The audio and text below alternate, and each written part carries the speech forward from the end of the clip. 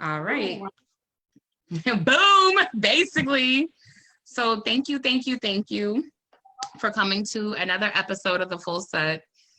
Niggas is late, but I really want y'all to be able to make concessions for the fact that I got a baby and I need cheese for my eggs, and Cardi we trust. So there is that.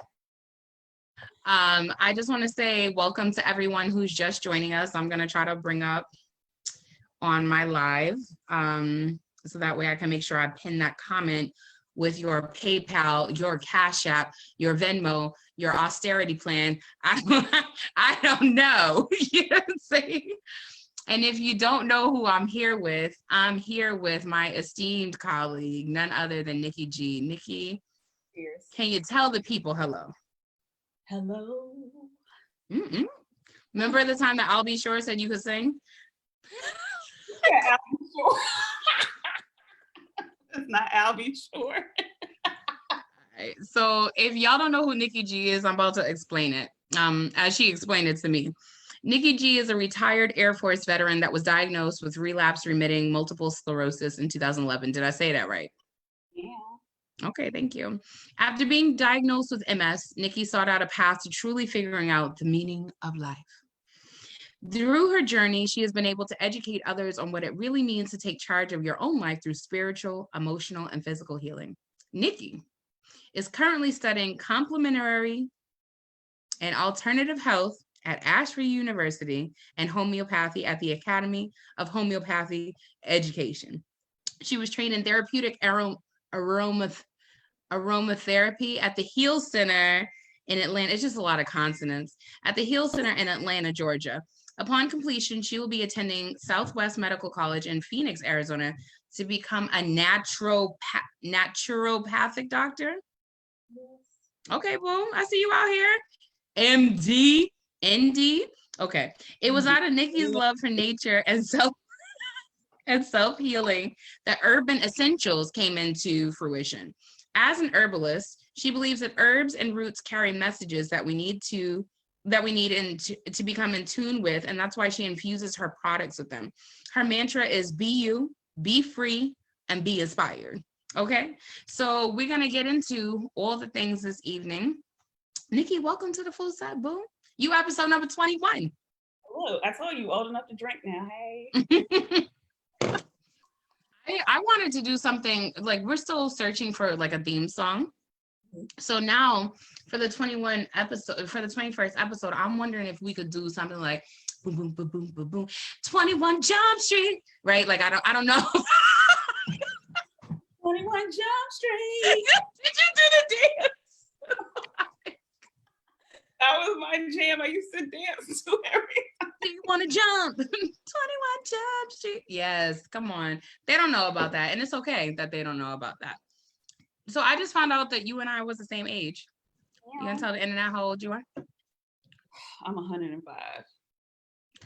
Look, that alkaline water. Nikki. Rosemary. You know, you do have an old soul. You be out here growing shit. Right, and like watching it grow. You're a planter. Said like, oh yeah. 36. You're 36, and I just found out that you was the same age as me. That's a lituation. So where are you? Where are you from, and where do you reside right now? I'm from Mars. How I got here is complicated. The portal that I transformed through, it happened in Brooklyn, New York, and we moved. Did you just call your mama a portal? Go ahead, come on, sis. She's a whole portal. Thank you, Mom. And now I'm a portal. We're all portals. Bringing these kids here. But yeah. So born in Brooklyn, we moved to Virginia so many times, like most folks from New York do. Right. Graduated in VA, went to the military in 2001. Wow. You was in the Air Force, right? 2001. What was I doing? Bitch, I was still in 11th grade. Go ahead. Look. In 2001. Yeah, it was right after the towers. Yeah, I was about to say. Yeah, so December, I believe it's December 17th, I got to Texas, San Antonio. Now, did 9/11 prompt you to join the armed forces? What prompted you to join the Air Force? Getting out of my mama's house. Yes. A little known fact that people don't know about me. I applied to be in the CIA at that age because I thought I was really smart. I don't know what happened now, but I thought that if I could get out of my mom's house and make a lot of money, I would never need to go back. I've since, before my mother passed away, I've gone back to her home at least 4 times. So, but it is what it is. And you know why the CIA actually didn't accept me? Why? Because I had bounced a check in the past 6 months. It's just like discriminatory against Black folks. And really, that's what it came down to. So, Like, that's so minuscule. Yeah. and the check was for like $65. Like, yeah. Don't ask me why I didn't have $65. Oh, who cares? Like, it was a check. Like, but yeah, in the military, they be checking folks' credit. It's wild to me. Yeah. I'm like, why you gotta have good credit to get that job? But all right. Right. So you joined the military and you went overseas, right? Hmm. What did you do when you was overseas besides visit illicit drug places and whorehouses and all the beautiful landscape and architecture? I mean, I know what I plan on doing once I go to Korea. I mean, that's all I'm saying. They do. I have plans to prosper myself. Yes. Wow. So my first base was Spangdahlem, Germany, and that is 4 hours from Paris. Depending on where you live, it's 15 to 30 minutes from oh my gosh, Luxembourg. Luxembourg is so chill. Luxembourg. Luxembourg. You know how you get to Luxembourg? Lufthansa. I'm sorry, I'm a mom. It's okay. Okay. My head hurts.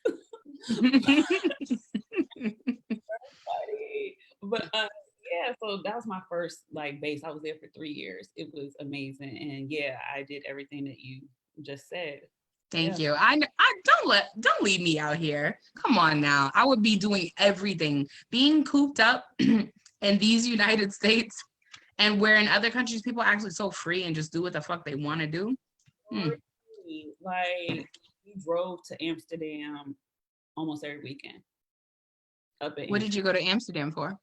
I don't want to be judgmental. No. We went to have fun. Like, the first time we went was crazy. It's me, my girl Portia, my other girl Nikki.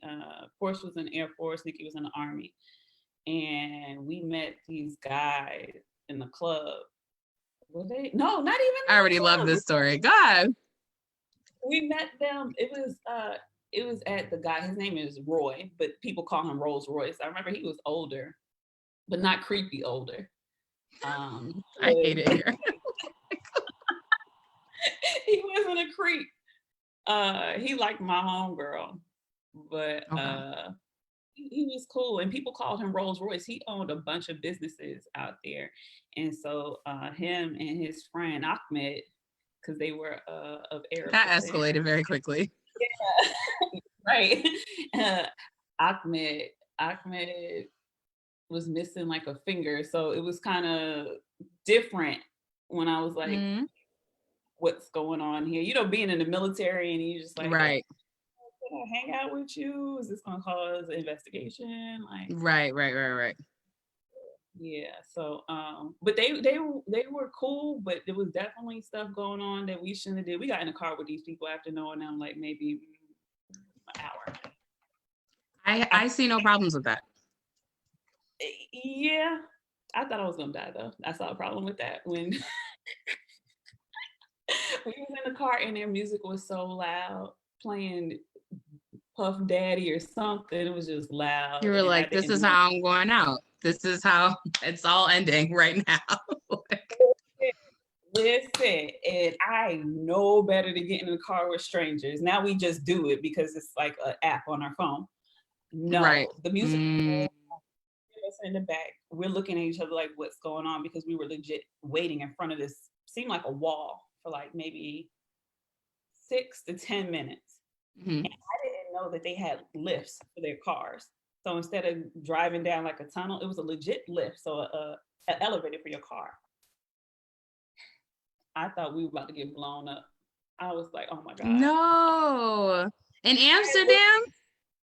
I looked It's at a that door. war-free zone. Don't matter. You still in the military, and all you think about is like, Right. I'm American, and people really not feeling us. Okay, I need to calm back down. Like, it was a lot. I was like looking at the door handle, and when I was about to grab it to just kind of jump out the car, the door opened. And we drove through. Like, this man took us probably to the best meal, like, spread in my life. The prawns were huge. Like, he shut down When a you say whole restaurant. prawns, you mean shrimps? Shrimps. Okay. I just want to make sure we're on the same page. I was like, is it something different somewhere else? Okay.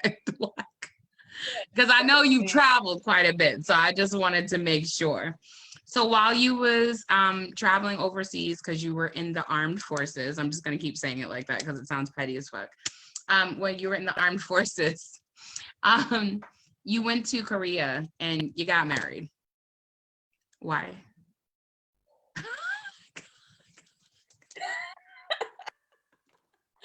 Because I thought I was in love. Mm-hmm. I mean, I guess that's why most people get married. I'm sorry. No, you're fine. So, do you love this nigga? I did. Come on, get into the root canal, Didi Delgado. I did. And it's so funny because most people don't even know that story. Like, but if you don't feel comfortable sharing, we don't gotta go there. Oh, he was 9 years older than me, and I didn't know at the time.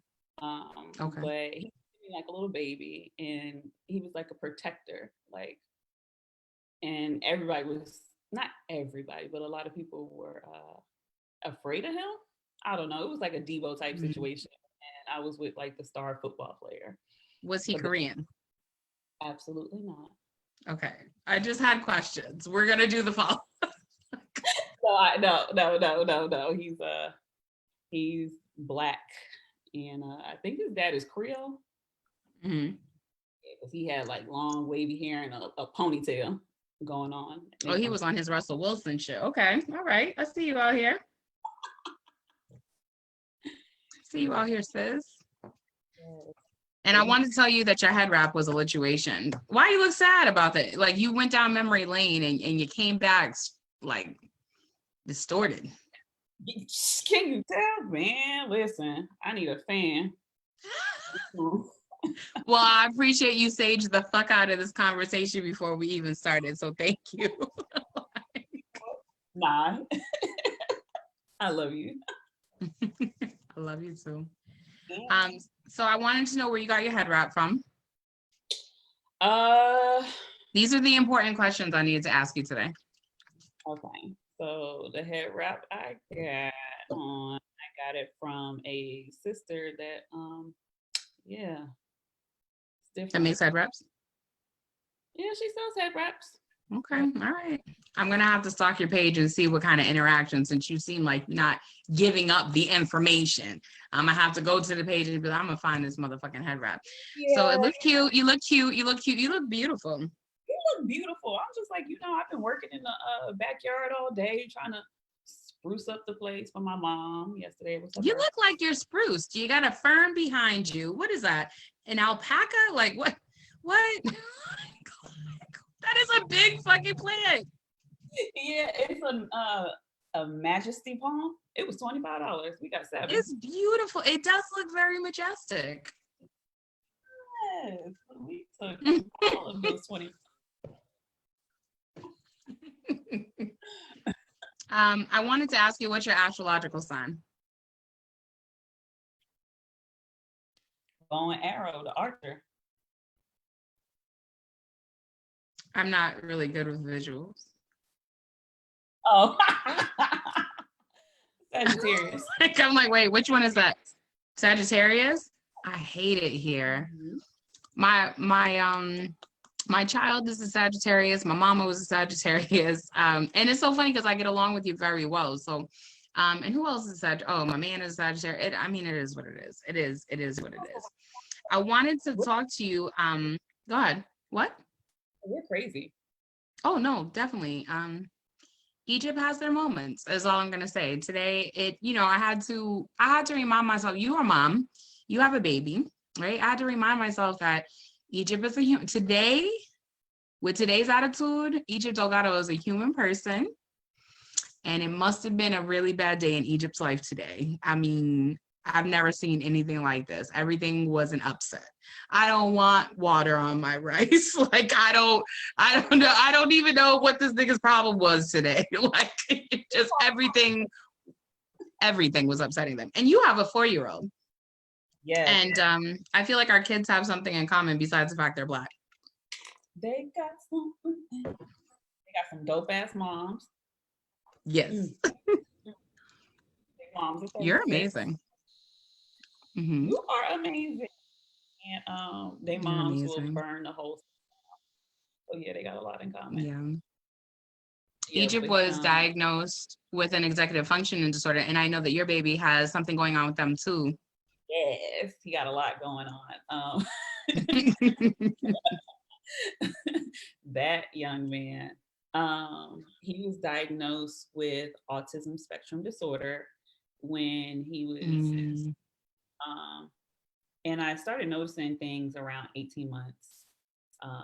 And everybody was like, there's nothing wrong with him. I had a couple of people tell me, well, you first time moms, y'all would think that everything is a problem. Right. But you knew your baby. Yeah, because his mom is the mouth of the South. Like, right. Like, yo, what's going on? Like, he was talking and then it's like he stopped. And so you felt that there was like a regression and that alarmed you? Very much so. That's scary. Like I got anxiety now, but I need to hear this. Go ahead. Yeah. So he would say things and then I would never hear him say it again. Like he came up to me one day after daycare and he was like, hey, you. And I was like, well, hey, you little person, he's like, oh, right. And then I never heard him say it again. Food, he started having food aversions, and before he was eating salmon, he was eating broccoli, and then now he didn't want anything. It was like sensory. I saw like a lot of sensory, and it was just something I kept pointing out to his doctor, and she didn't take me seriously. And I'm like, okay, you see him for 15 minutes. She was like, no, he's saying enough words. I'm like, no, he's not. And I tried to talk to his dad. His dad wasn't hearing anything of it. He was like, there's nothing wrong with my son. I'm like, why you do his dad's voice like that though? Go ahead, girl. Go ahead. Like, no, I do the same thing. Go ahead. I didn't say anything was wrong with him. I just said there's something to be looked at, and there's no shame in that. Because I found that there's a lot of shame around having a diagnosis of anything. And because you have dreams for your kid, and like, I want my kid to do this. I want it. And also too, I feel like our ego sometimes gets in the way. And it's like, I feel personally attacked by this. Nobody wants to, you don't want to be like, oh, my kid has this or my kid has that. But it's there. It's something. They're little. They can overcome it, and that's the took. I mean, I wasn't like that all the time. I was crying 4 o'clock in the morning, like, I gotta find somebody to help me. Right. I would you know who got me out of my shit?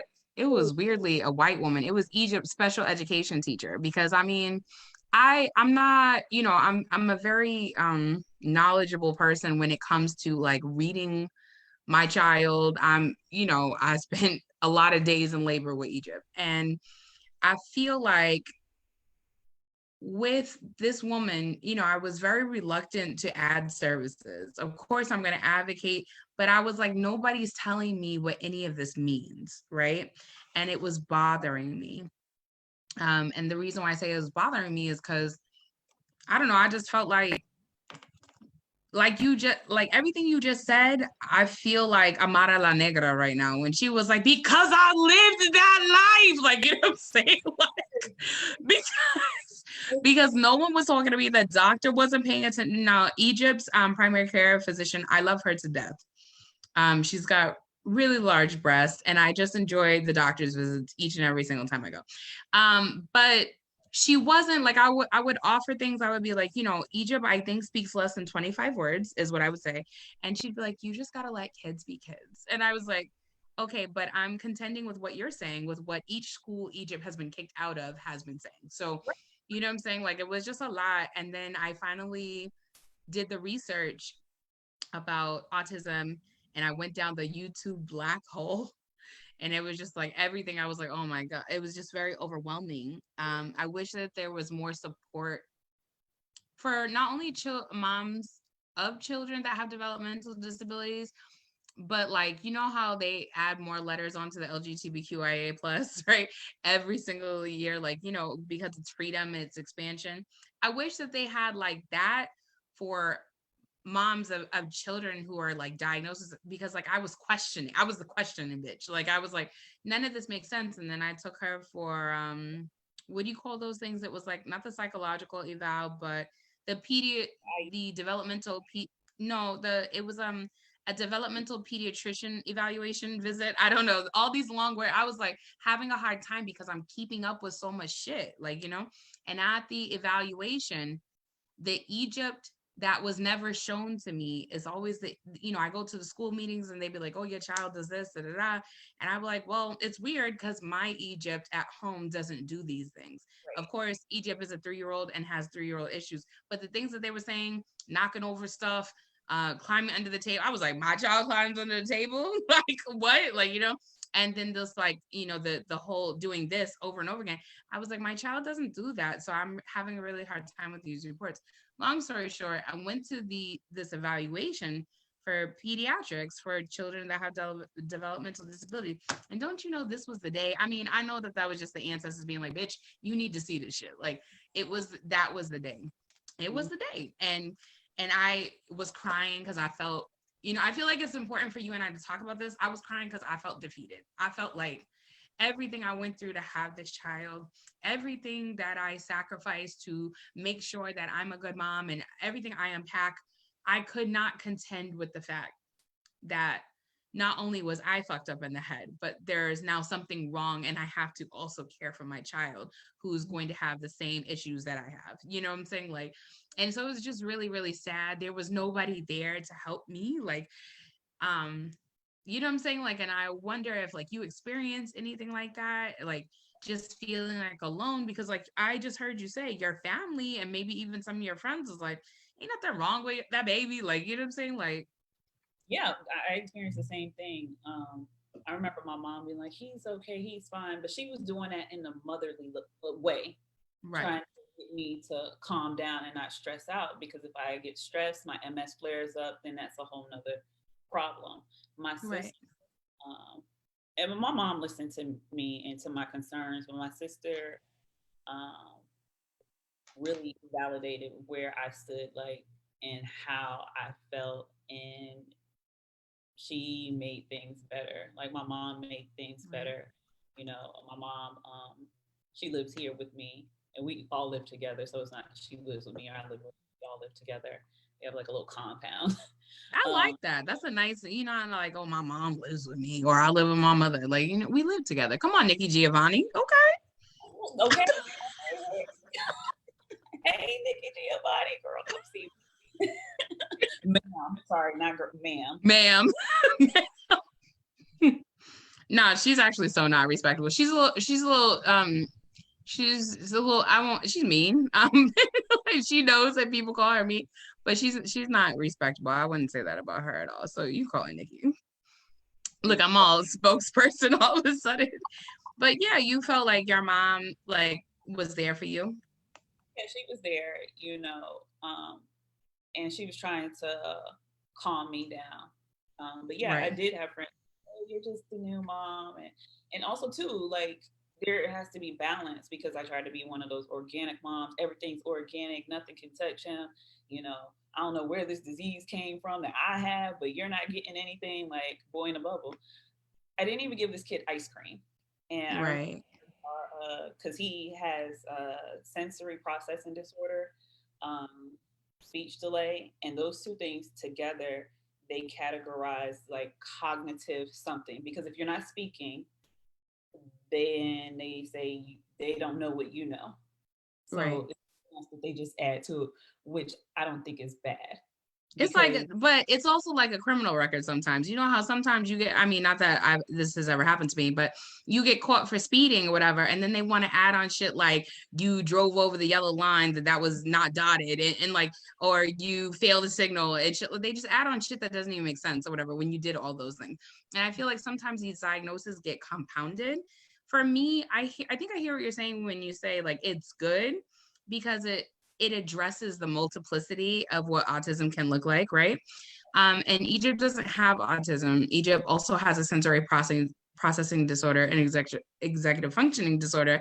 But learning about all of this lets me know what the fuck happened and why my mother never got me diagnosed for any of these things because I'm Egypt and Egypt is me. I don't like, you know what I'm saying? Like, so I think we grew up in a different era, right? Like, totally we grew up in a different era. Like these things weren't a thing, and if a child acted out they were just bad. I remember the special ed kids were always away from us. There was no interaction, and I look at them, I was like, and back in the day it was like, oh, those are the slow kids, and it's just like right. they just needed direction. And what I like about what we're learning now is that, okay, he was diagnosed with this that, fine, that's all on paper. I know what he can do, and Right. we're going to work through these things, and I'm going to uphold my part as far as being his parent first and foremost, and being a champion of him. But also too, great, this opens the door. What can we get free? Right. You're like, ew, ew, ew. Like, there's so Nah, many. get everything. Egypt got like six six services per week. I wish I really would. So the only thing I'm going through now is that the school that is kind of like trying to reopen, they have like a rolling list, and Egypt ain't on that rolling list. I could tell, even though I'm paying for the spot, Egypt, they have not contacted me about Egypt being on the rolling list. Something you said really stuck out to me. You were saying that as we was growing up, we would say all sorts of fucked up jokes, but we didn't know it was fucked up. We'd be like, oh, the yellow best kids. And then, you have my cousin who thinks she was better than everybody. My younger cousin, Janaza, she was like, oh, y'all, you keep making those faces, your face is gonna get stuck like that. And so like when they told me that my child, like I was like, this is because of third grade. This is because all the things I used to say in third, and I think it was that lady. She said something to me, and I usually would never let white women talk to me this way. But she was like, my son has autism. She goes, and if Egypt is nowhere near there, she goes, the things that you're saying right now, I don't expect them from you because of who you are. She was like, but you need to examine that fear you have because my son is affected by the things that you say you fear. Like, and I was like, yo, like, I had to sit with that because I had to, in order for Egypt to even get the services they need now, I had to let go of my fears. So Egypt will be going to a school this summer. Hopefully, I don't know what's going on with coronavirus, but Egypt will be going to a school this summer. It's called an integrated center. And Egypt will be going to school with all children that have developmental disabilities. And there's a small part of me that needs to unpack that. Whereas 6 months ago, it was a very, I'm sad to admit it, but I don't think that I could present myself as this perfect person when I'm not. I had to definitely unpack the fact that I was like, I do not want my child going to the school. Y'all need to figure out a way to make this shit normal. And I guess I just wasn't saying the right things. I was hurting a lot of people's feelings, and I was hurt myself because I was like, this means that my child is going to look like all of this. That we went to go see the facility, and I was just like, I was very overwhelmed, so. Yeah, blessings to you, because it takes a lot, and depending on where Egypt would be seen at, I feel like this too. That's whether she would get a diagnosis, not even just her, but anybody would get a diagnosis of autism. What I found out is that pediatricians can diagnose, most of them don't. Right. And it sucks because now this child that could be getting all these services, this parent that could be getting all the services for their child, can't get it until they get the developmental pediatrician to sign off and do their testing, but it takes a long time. Right. It does take a long time. They're saying until Egypt turns 5, they won't even start that testing because they want to figure out if this is just a stage. And I'm like, you don't have to live with the just a stage. You know what I'm saying? Like, if she was here, if she went to my to MJ's doctor, she'd be like, look, this is what we're gonna do. She is, and she would tell you she has 4 kids. Dr. Fox, okay. Are a perfect parent. She'd be like, you're doing everything. And these are the things she said to me. She said, you're doing everything. You are ahead of most other people. This is what we're going to do. This is what it's going to look like. Yeah. He's on the spectrum. It's like mild, moderate, but that was at 2. She was like, right, if he's okay. 2 and we get in front of this and behind it and on both sides of it, she was like, he's fine. She said, he's fine. Every time he comes in, she said, he's fine.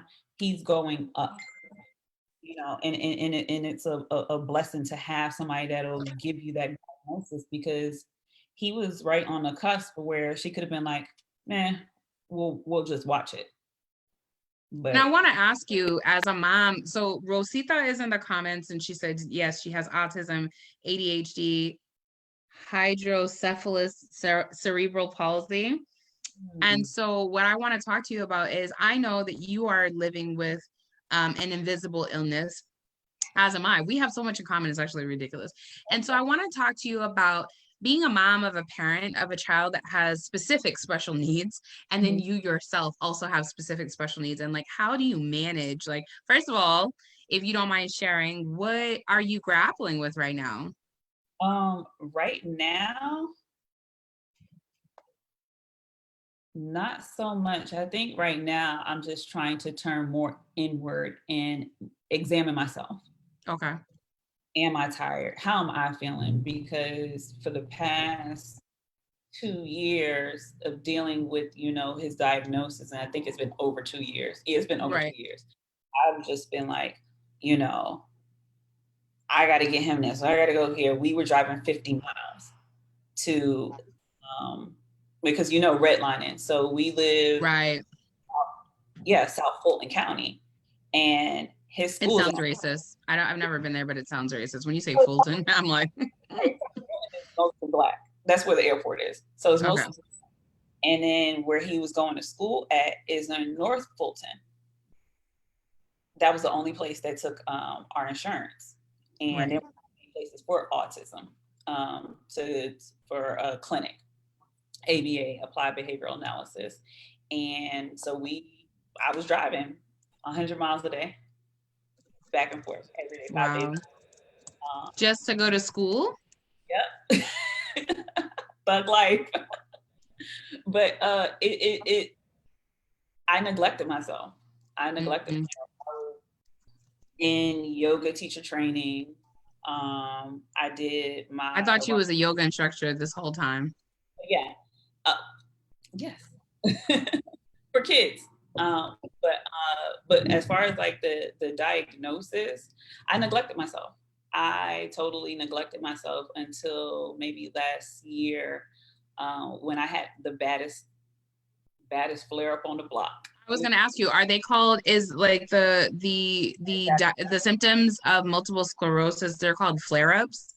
And what is multiple sclerosis? I honestly don't know what it is. 2 of my cousins have it. Well, one of them technically does, and the other one has muscular dystrophy, and I just be mixing it up. It's so bad. I need to educate myself. Can you help? Yes, I can. So okay, thank you. Multiple sclerosis is, they consider an autoimmune disease. it attacks your central nervous system and your peripheral nervous system. You could get lesions either in your brain or in your spine. When I was first diagnosed, Baby. I had lesions in my brain. There's a myriad of issues a person can have. For me, I had optic neuritis, so I went blind for a little while, but I wasn't like totally blind. I couldn't see. The vision was very hazy. I went deaf a couple times. Like I'm having a conversation and I lean in, I'm like, can't hear. I have been sleeping just fine, and out of nowhere, it feels like Zeus came down from Mount Olympus and said, boop, electrocute myself from like head to toe. Your body is just like gnarly. I gained a lot of weight with it. I mean, everything. I had a whole bunch of issues just left and right. Memory loss was big for me in the beginning. I mean, now autoimmune disorders are not curable, and so how is this treated? You could go to MD. Most people do, because I mean that's how you get your diagnosis. You don't go to a psychic for a diagnosis, but you go to MD, and you know they say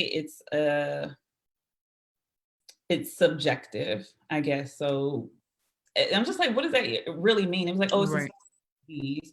But from my experience, I went to the doctor. Most people go to so many doctors before they actually find out that they have it, and you get they have like a electromagnetic something they hook up to your brain to see if you have it through that way. But the most definitive way to find out if you have it is through lumbar puncture and a MRI. So that is the lumbar puncture. Is it the same thing as like a spinal tap? So you have to curl your butt. Yeah, I've had one of those. But UCLA is the best hospital to be diagnosed at. I went in. What hospital was it? UCLA. Oh, from your LA days. We'll get into that.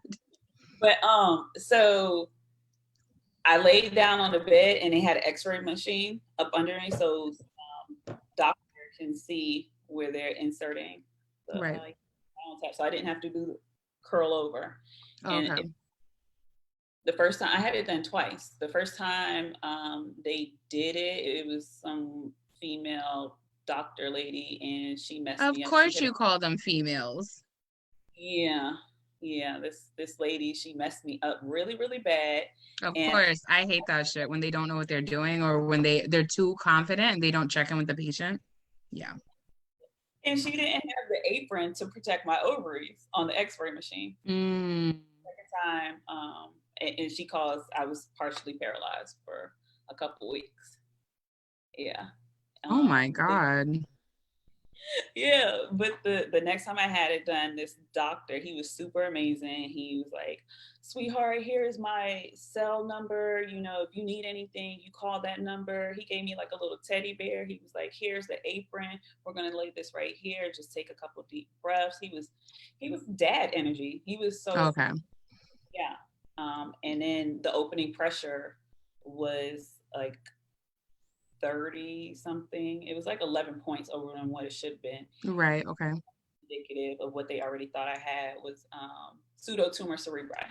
I was just about to say, so that's why I was getting the spinal taps, because I had it for 2 years and no one understood, like, you know, they don't listen to Black folks. I would tell them I have headaches really bad, and everybody just be giving me medication for, like, take a leave migraine or whatever. And then, yeah, the pressure was like so much that they had 2 cylinders full of fluid that they had pulled out. So, yeah, that pain is gnarly, and it affects with your eyes too. Right. I had, what is this? The peripheral vision. I'm looking at my hands now on the screen, but I cannot see my hand. Like, I can't see my hands to my side. So I have to wear these huge glasses when I drive. It's actually really ridiculous. Don't tell anybody. Okay, thank you. I won't. But yeah, thank you. Tumor cerebri, and also too, they when they take your blood, they look at your ANA. What is ANA? Anti-nuclear antibodies. So levels are elevated in people that have autoimmune disorders. And they thought I had lupus. So they were just like, oh, you're Because MS. they knew you had some sort of autoimmune disorder, but they were trying to figure out which one. Which one? Yeah, I was told I might have spinal stenosis. I was seeing all types of doctors before I went to UCLA. And UCLA was lit. And they didn't have enough room to take me for their MS program.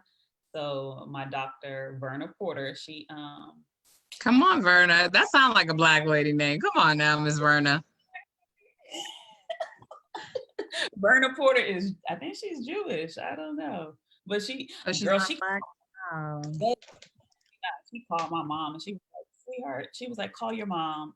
And right there, she was like, hello, Miss Green. I just want to let you know personally that I'm taking care of your daughter and we suspect she has multiple sclerosis and pseudotumor. She called your mama? Wow.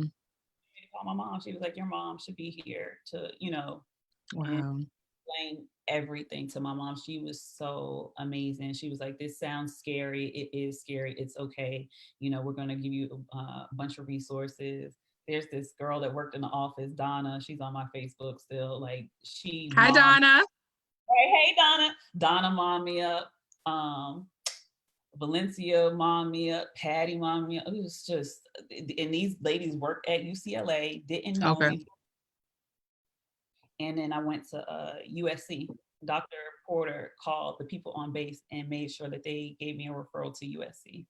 Because you were still actively in the armed forces when you got diagnosed.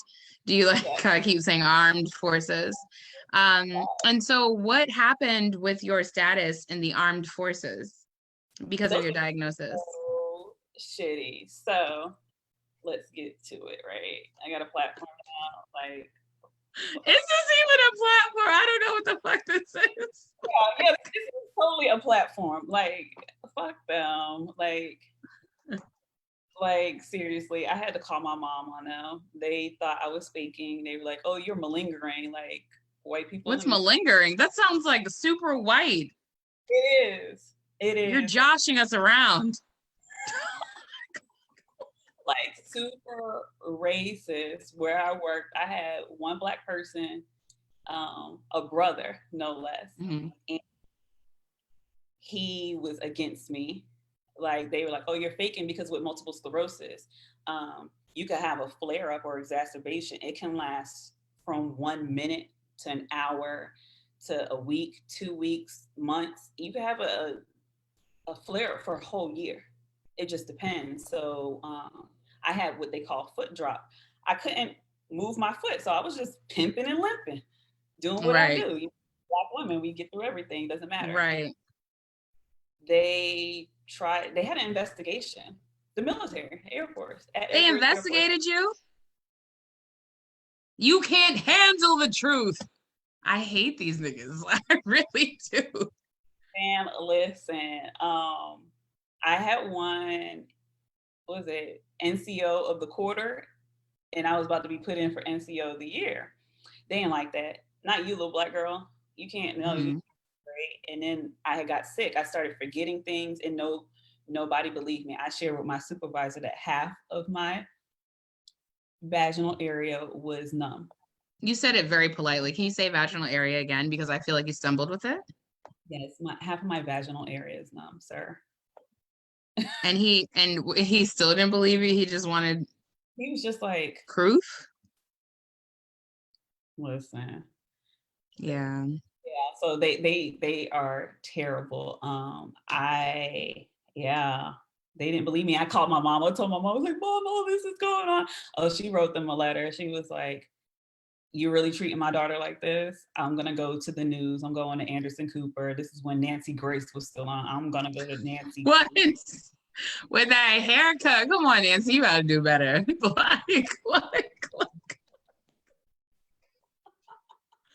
Nancy, don't take it personal. Okay, all right, thank you.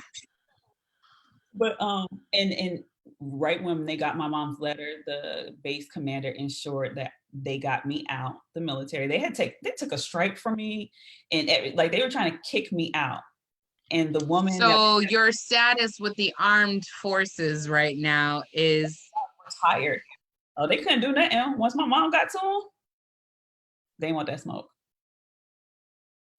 I don't know your mom, but I don't want the smoke either. I don't want to smoke with her. I just look at her some days like, hey, I'm gonna go. Yeah. But yeah, so I'm retired. I'm medically So you're retired. retired. Medically. Like, do you get a pension? I'm just trying to see if you got $1. Look, I'll tell you afterwards. The folks gonna be like, "Oh, can I borrow $5?" Like, I ain't got it. Right. They gotta be like, I got this GoFundMe, I need funded. So I wanted to talk to you about how do you think, if the military treated you that way, do you find that there are similar instances in which you walk through the world with this illness that nobody really sees, right? And then people make assumptions about you? Absolutely. Absolutely. You're so pretty. How could you have MS? Right? Like shit like that. Why? And it just flows out their mouth so genuinely. Like, I'm like, what is this? Walt Disney? Only evil, ugly people get bad things? I'm like, Aaliyah died. Aaliyah was the Ma'am, you take your bang back, okay? are you that somebody? Like, sleep, sleep, sleep. And like, yeah, I don't like when people say that. People don't know what to say. It's like, oh my God, but you're so young. Oh my God, but you're black. Yeah. I don't get that. I'm like, well, hear my record. They do. Right. But when I went to hair school, I parked in handicap. You And went to then hair school? Go ahead, tell me about this handicap story. Come on, baby. in the handicap, and the young girl went to go tell somebody that I parked in the handicap. Because I got why does this even need to be a conversation? It's none of your business. Like, mind your business and stop minding my black business. I've had that. I had a black teacher in hair school tell me, well, how do you plan to do this? And it hurt. It hurt because I'm looking at her. Right. You know, she's a single mom, and she's in Canada working for all these companies, and she's doing it. So I'm just like, my disease is my baby. I didn't have my son at the time. Why do you think I can't do this? She was like, well, you know, the heat and what is that? It made me self-conscious. Right. It made me self-conscious. My doctor told me, she was like, if you choose to work, whatever you do, she was like, you don't have to tell people that you have MS. And to the contrary, I felt better telling people. That way, God dang, if I fall out, you know why. Right. You can help. I don't feel, I'm not sure. Like, I'm trying to see where you landed on that, because I recall when I lived in the Bronx, like, I would get on the bus from 981 Morris Park Avenue to East 180th Tremont, you know, to take the train to where I needed to go. Yeah. And I would be on that bus every day, and I would sit in the very first seat, in the handicap seat. And one day, this old lady got on the bus, and I was about to move, like literally, I was, you know, you understand what I'm saying? And Yep. she already, before she even like got to the top, was like, now it's a damn shame that your fat ass is sitting in that chair. Like, I said, bitch, if you don't shut the fuck up, I will take that cane. I was like, I have a pacemaker and I only have 3 heart valves. Do you want to have a conversation, or do you want to sit in the seat, ma'am? You know, when you live in the city, you got to get different with people, because they don't mind getting different with you real quick, you know? And real quick, like what you said about it just flowing out of people's mouths. Like, people have said to me, wow, you're too young to have a pacemaker. My grandfather has a pacemaker. Like, you know what I'm saying? I'm like, what do you want me to say? Right, the audacity of hope. I just feel like, listen, mind your whole business. I'm telling you, I would feel bad for parking in handicapped spaces. Even during a flare up. I remember I was in LA. I went to, I think it was CVS, and this old white couple, they parked next to me in the other handicap park, and it was like, well, yeah, You did the old white man handshake really well. and I was like, I have multiple sclerosis. how dare you? And what they do, no, you want to fight? Like, Right. let's You do, look like you can fight. well, You look very politely like, I will politely fuck you up. Thank you. I needed that right. brush to come out 5 more times during this broadcast. So thank you. Thank Uh-oh, you. we got But someone from Lydig Ave. from where? Lydig Ave, that's in the Bronx. Like, why am I still such a bird that I even know that? I don't know. Okay, all right. Sorry. Like, You're a beautiful bird. thank you. So what was you about to say? When I lived in Phoenix, I went to Starbucks and these white guys, they were doing construction next to the Starbucks. And me and my girl hopped out because we were in a handicap. And by this point, I was just like, I'm cool with my handicap. I'm taking this to the top. And when All the way. when we came out of the Starbucks, there was a sign that said, "This space is reserved for old white men." That they put that out there? They put it out on it was drywall actually. Big. I hate them. Yeah. I called some family and Oh, I was about to say, did you call the armed forces? they wouldn't care. They were like, we tried to get rid of her. But look, real quick with the armed forces thing. So the major, this white lady, she's such a fucking tyrant. She had lupus or something, and she was trying to stick it to me too because she didn't believe me. Like, she called my MS doctor and questioned my doctor. Was like, "Are you sure she has multiple sclerosis?" She wound up having an attack. We're not a Christian broadcast. You can call her whatever. She had a whole attack. A whole attack. And you would think that she would kind of be like, for the minority just a little bit because she's homosexual. Major. No, they don't understand oppression if it don't have nothing to do with them. They don't. I don't know. Listen. But she had a whole attack on the floor, and then she, like, nobody was at her house. I guess her girlfriend wasn't there to help her or nothing, so she was just on the floor. Like, I was like, that's my answer. I hate you. Ancestors. We're gonna get into that. I wanted to ask you. Well, I have like 4 more things to ask you. So I wanted to ask you about if we could talk about this quarantine hair that you've got right now. My sister's hair. You borrowed your sister's hair? When you told me that shit, I was like, we have to have this conversation.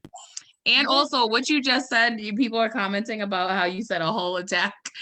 Yo, I got into a whole argument with this woman on the internet like a year and a half ago, 2 years ago, probably even. And she was like, I think, it was over a bingo game. You know how when you say white women, did you make the white women bingo or whatever? And there was the word, I think it was like dumb or stupid or something like that on there. And they were mad at me, the non-meme maker, for sharing it without crossing it out. And I was like, there were so many spaces I didn't even see it. I said, my bad. And so she was like, you're just hurtful to people with neurodivergence. I said, bitch, I'm neurodivergent. Like shit. So it's like, people, because you have this invisible illness, people act like you can't joke about shit that actually affects you, whatever, because it's such a horrible thing. But I hate that folks look at Black people like we haven't, like, you can't joke about something serious, as if that has not been helping us. Think of stories like High John the Conqueror, how that has not been helping.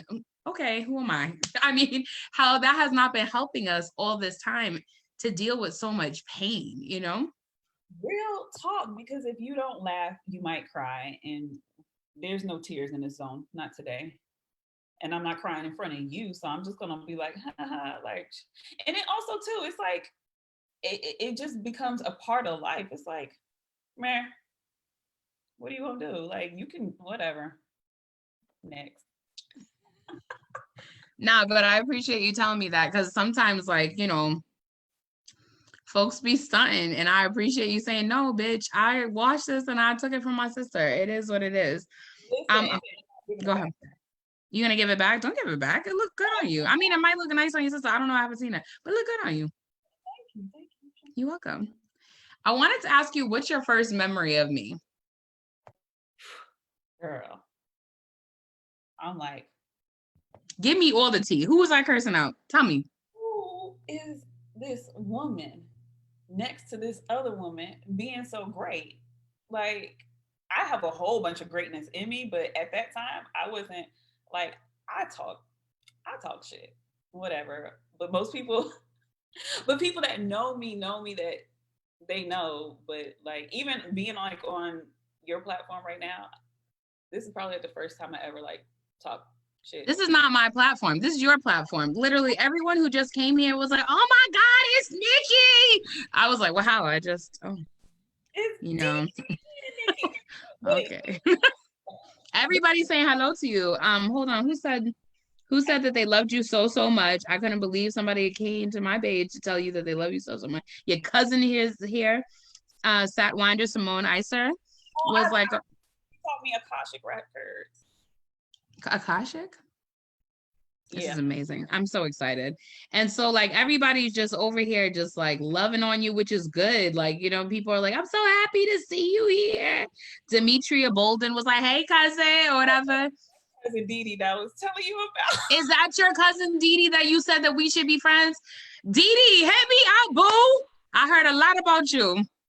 Yo, she has done so much legit stuff. I told you she legit places. We're going here, we're going there, and I'm just like, are you sure, cousin? She's like, she does Swarovski crystal. She crystallizes everything. She did a couple things for J Lo. I think, well, not during the COVID, but yeah, she did her microphone and these flowers and her little. Oh wow. Yeah, you got. Okay. Yeah, Dee. But that memory about you, that whole video, I was just looking at. I was like, how did she do this? How did they do this? It was about the white woman that got mad and wanted her money back. She wanted Oh yeah, with Leslie. Mm-hmm. Yeah, and her lawyer friends. She was like, cause I'm a lawyer, baby. Like, you know what I'm saying? I'll never forget that because Leslie and I actually recorded that video in at the UUA, which is like the whitest church in the history of whitest churches in the United States of America. And it's the Unitarian Universalist Association. So we recorded it and then we paid someone to have it mixed and mastered and all this other stuff and have the graphics added in the music, whatever. And it's just so funny because we thought we were just gonna go live with the video. And when we sent it to the friend, he was like, no, we got to do something. Like, we never expected it to be funny. We were just so shocked about the fact that this woman took additional time to like, and I was like, it's a white woman syndrome. This is what y'all do. Like, you know? So that's so funny. Come on, white boy. What's happening? And the other way was like, well, she's making us uncomfortable. And she was like, you're young. You don't know anything. I said that. I was like, I was almost her age. Like, that's a wild thing. I was like, it was wild. So I wanted to say, with that, I wanted to say something that is really, sorry, I just had to smell because I made this bomb ass chicken in the oven. Like, I mean, I like slow cooked it. Yo, I can't wait to eat. I'm telling you. I wanted to say thank you for something. So you're like, oh my God. So a lot of people come into my inbox, you know, because I get it. Like, you know, I have a following of it's when I say small and people say don't say that, and I'm like, no, compared to a lot of my peers, I do have a small following, so it's fine. But people come into my inbox, don't even speak to me half the time. They're speaking to their need, which is fine. I understand. I definitely understand. If I need my needs met, I may not approach the situation with the best of myself. Like, you know what I'm saying? Or if I need something for my kid, I get it. But people come into my inbox all the time to ask me for shit. I want to say thank you to you because I have a really hard time with friendships. So I have found out that my 8th house is in Scorpio. And I have a really weird relationships with Scorpios in the first place. But that means, like, from my understanding, I'm not an astrologist and I'm not into all of that shit. But from what I understand, sorry, not my 8th house, my 7th house. From what I understand, that means that I have a really hard time with long-term relationships. Good luck to my husband. I don't know. It means that I have a hard time with friendships and with like romantic interests and even platonic interests or whatever. So like when people are nice to me, I don't know how to react. I'm like, what is this? What do you need 2 months from now? What? Be like, I'm like, who sent you? I'm always like, who sent you? Right. So and when you came to me and you were just like, hey, love you so much. And like if there's anything you ever need, just let me know. I was like, wait for it. Like, you know what I'm saying? And for like since 2017, I feel like you have poured into me so much. And I feel like I say thank you all the time, but I don't say thank you. It's like the silent little, I won't say the silent little people, but the silent people who don't need to make themselves known. You know what I'm saying? And not a lot of people would even know this because I have never shared it. I think I only told Tanya and Tamala, and obviously my best friend Crystal, is that for 2 weeks while I was in this house by myself, you were helping me try to figure out how to mitigate symptoms for something. And that's all I'll say. And you were like, we got to get you better because we can't lose you. And no one was like, I couldn't go to the hospital. I was afraid to go to the hospital. Yeah, of I course. was so afraid during this time to go to the hospital. And you were like, every day, 4 or 5 times a day, are you good? Did you take the medicine? Are you drinking the water and the hot tea? You know, and I just was like, oh my God, this bitch don't let me die. Like, why? Like, You're amazing. I just want to say thank you because that means a lot to me. Like, my breathing is just so much better now, you know? Thank you. No, thank you. Thank you for what you do, because there's been plenty of times I'm like all creeping and watching. I'm like, what'd she say today? Oh, hell yeah. Like, in the hell out of that. And it's like giving me life to speak up, because I speak up, but I don't speak up enough, and I don't take up enough space. I'm the type of person, I'll be quiet and I'll get whatever I need to get, and I know a lot and I can flex, but I just be like, whatever. But you've shown me that no, it's not whatever. Bring your flex out. This is what we're doing. I'm going to take up all of this space, and if I need to move over, or if I feel like I want to move over for somebody else, then I will. But if I don't feel like it, if it's not right to move over, I'm not sorry, like, that's given me a lot. So thank you. Now, what the fuck is complementary and alternative health? What the fuck is that shit? Complements? Complementary and alternative health. So to me, it's a buzzword. It just means that, White people came up with it. I know they did. Complementary health. It's concierge service. right. So it's just like when people call something new age, this is a new age. This has been around forever. So my program, we touch on a lot of different complementary and alternative health methods. We talk about homeopathy, ancient medicines, acupuncture, uh, Chinese medicine. And throughout the whole course, I have been like kicking ass because I'm asking questions. I'm emailing people. Well, how come this says this? And how come we don't have, more Black teachers? How come this? Why is everything so white? I mean, in my program, they talk about hoodoo, they talk about voodoo, they talk about different, spiritual systems. So it's a really good program to have like a platform right before you go into the actual medicine of it. So that's what it is. Okay. And so there's a lot that you just said. And so what is like, how would you classify your spiritual practice? Because you've introduced me to a person and we can get in that, but I want to know what your spiritual practice is, if you don't mind sharing. No, I don't. I practice Ifa, so African traditional religion. Yes. Thank you. I appreciate it. Thank you for sharing that. I just love to hear this.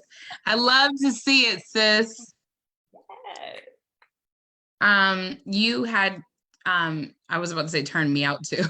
Like you were like, oh, I want to invite you to this group or whatever. And I was like, I don't want to be in nobody's group. And so I'm trying to delete groups. Like, I just found out I was in the biggest Hotep group ever. Like, and they were talking shit about me and I was in the group. Like, I was like, sir, like what? Black thinkers, what?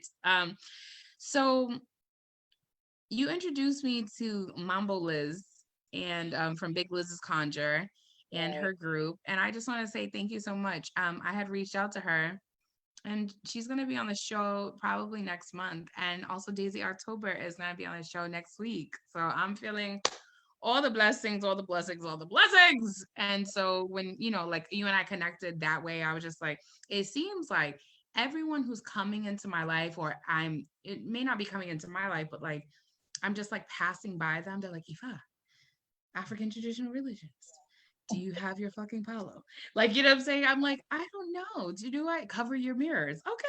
I'm like, you know what I'm saying? Like, oh my God. It's a lot. I like all these messages. It's like weird, like, but beautiful at the same time. Yeah. And thank you for joining Liz's group. Like I told you before, Liz and Daisy as well, they were right there at the beginning of my spiritual journey, to my journey of remembering, these practices. And they have been on point and made me come out of my shell. And what I love about Liz, she always told people, she was like, oh, I have these pictures. If she has a picture of you, and she'd be like, let me know if you're not comfortable, or if people, in your family, whatever, don't know that you practice this yet, and I will not tag you. Like, they've always created safe spaces. Like, yeah, even a woman you had on your show, Rish, yeah, she was another person that assisted me on my path and growing. So shout out to them. Coming back, I'm like I was like, we have to do a part 2, radical parenting. So thank you for saying that.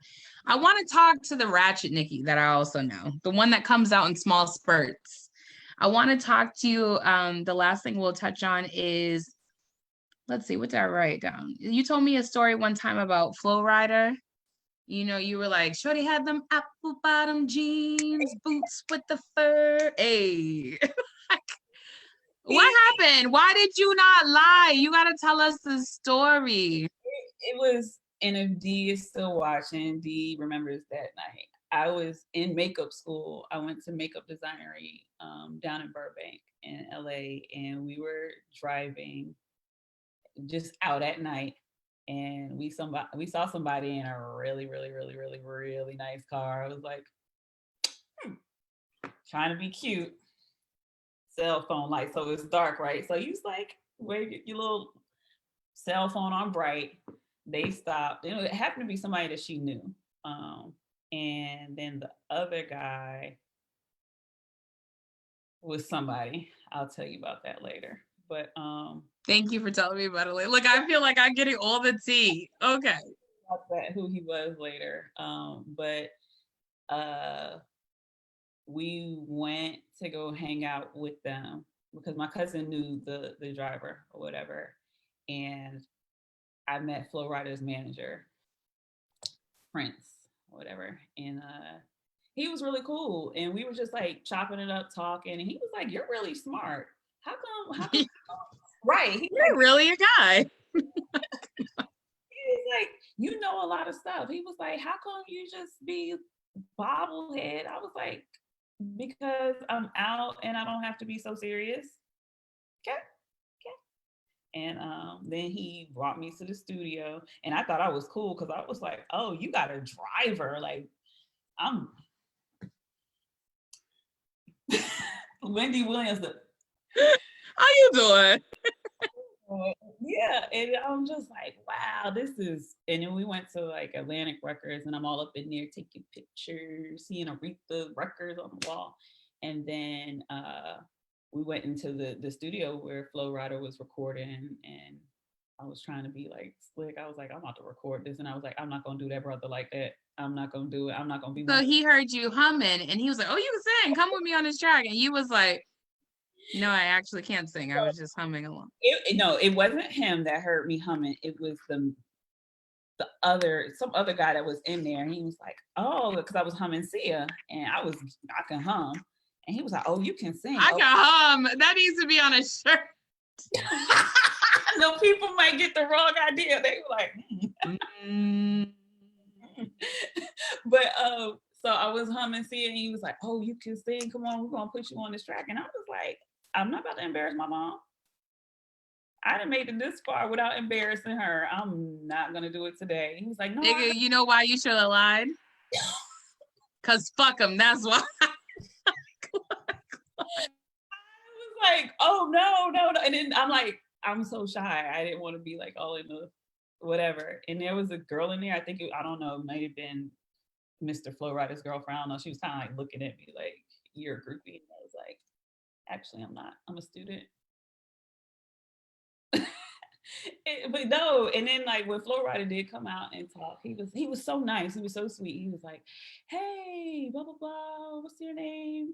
And we're talking. He was like, well, what do you do? I was like, oh, I'm in the Air Force. He was like, oh, I got a cousin in the Air Force. Do you know so and so? And I was just like, you're like, no, I don't know them either, and I can't sing. Fuck off. But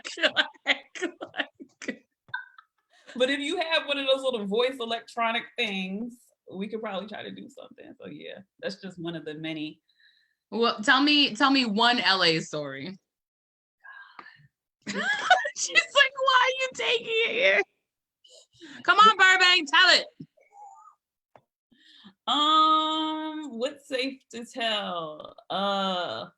So this girl, not girl, she's grown, Kobe. Her name is Kobe Kendall. We don't know where Kobe is. Like, it was Kobe, Tiffany, and my cousin. Where we go? We went to some club in Beverly Hills, and it seems like a little hole in the wall. Right. It was nice on the inside. So me, I'm a punk. I'm standing behind them because I was like, oh, I don't want to lie. I don't like to lie. I don't want any problems. And it was like this real exclusive club. You just can't walk in and you gotta like know somebody. And Tiffany, she made up the lie. She was like, oh, I work for Revlon. My company had a function in there and my sister's still in there. I'm trying to get to my sister. And we're just standing behind her. Everybody else is like souped up, like, yeah, we waiting. And I'm all like, please don't ask me any questions. Oh my God, I don't want any trouble. And so the bouncer, black dude, he's all looking at us because Black in LA, like, no, you better be susceptible. Right. You better be white to get in here. And Black guys like. And so she was like, well, go get the manager. She was like, I am the manager. Like, her story switched up so quick. She was like, well, go get the manager. I'd like to speak to the manager because I need to be in there. And so he went and got the manager. This guy came out looking like Danny DeVito. He was like, hey, ladies, what's going on?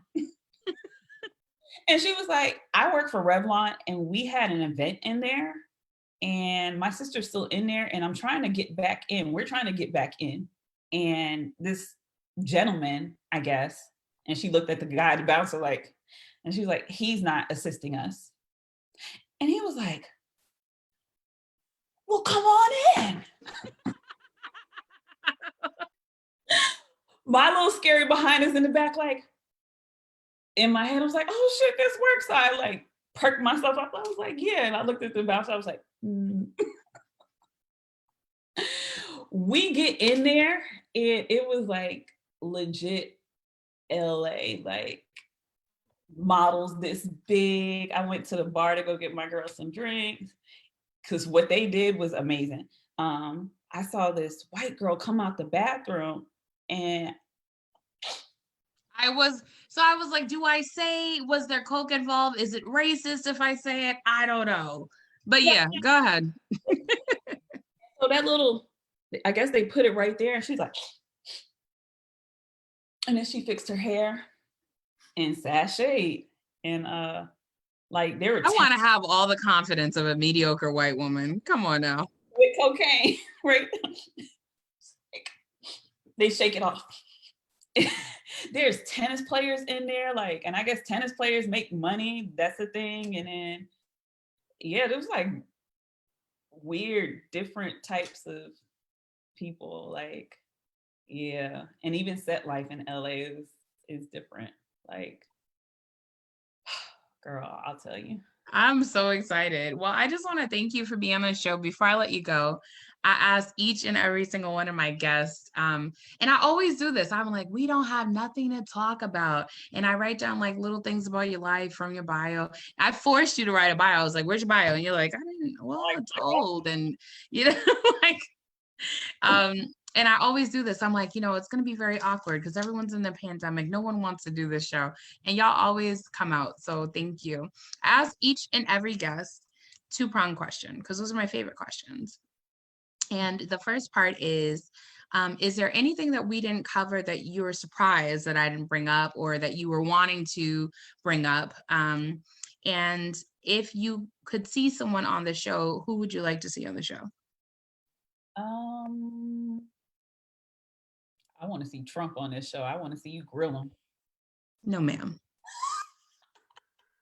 And then his little hair, you gonna grill him so much. No, ma'am. But seriously,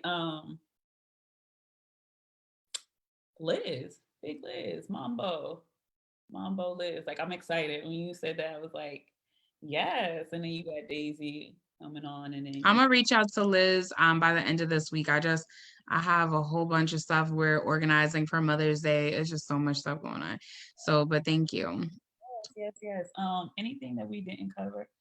I guess. Where can people buy your Urban Essentials stuff? I know it's in the bio, but why don't you tell us one more time? Yeah, so Urban Essentials is www.urban hyphen essentials essentials.us. Follow us on Instagram at urban _essentials.us. Oh wait, you're the person I've been interacting with on that account? Bitch. I was like, this lady really likes me. Anytime I post it, she really likes me. Yes, that's like, you were the person then that I got the video from that she was like, oh my God, you look good, sis. Sis, you look great. You're marriageable. That was a proposal. That was a marriage proposal. Thank you so much for coming on the Full Set. I appreciate you. Yes. And for homeopathy, I because of you, like you, and I think you and dear Tammy, when y'all had that powwow, it really inspired me to build my business for our community first. With the homeopathy. Oh yeah, because you was out here saying POC and I mean fine. He's like, okay, girlfriend, come with it. Like, let's get into it. What do you mean POC? And he's like, say what you mean. So yeah, I really. Sorry, I was pushy. No, you have to be. I want you to keep your POC. No, because it is homeopathy noir. So. Come on, hashtag holistically Black. And I want to bring this modality to our community because it works. For one, it works. And two, it's stuff like I looked Google Black homeopaths, and you and I, we spoke about that. And I found an article. It was actually a paper essay about how Toni Morrison used to use homeopathy in Ohio growing up. And it's just like, it's clicking, and its low cost remedies are at the vitamin shop for $8. And I stocked up. I'm telling my friends, you took us some Byronia today? You got 30 cc's? Come on, boo. You got to do better than that. And just, I want to be able to provide classes, whether it be free or low cost, to help build, you know, our community. Like there's so much to do. And I know it's a lot of work, but like if I go see a homeopath, which I have one, it costs $250 and that's on the low end. One of my teachers is $450 for her first session. And I believe she's worth it. She's worth every bit of that $450. However, in our communities, Right.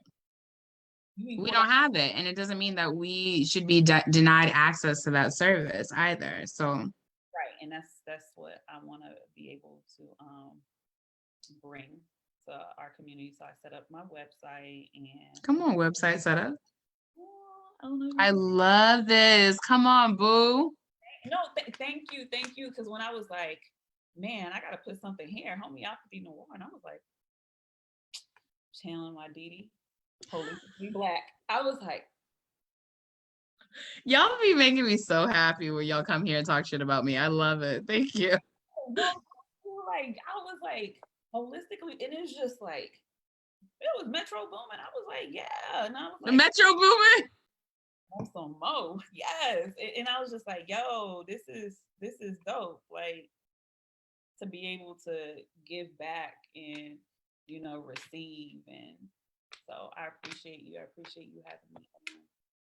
Of course. Well, thank you for being on episode number 21, 21 Jump Street of the Full Set.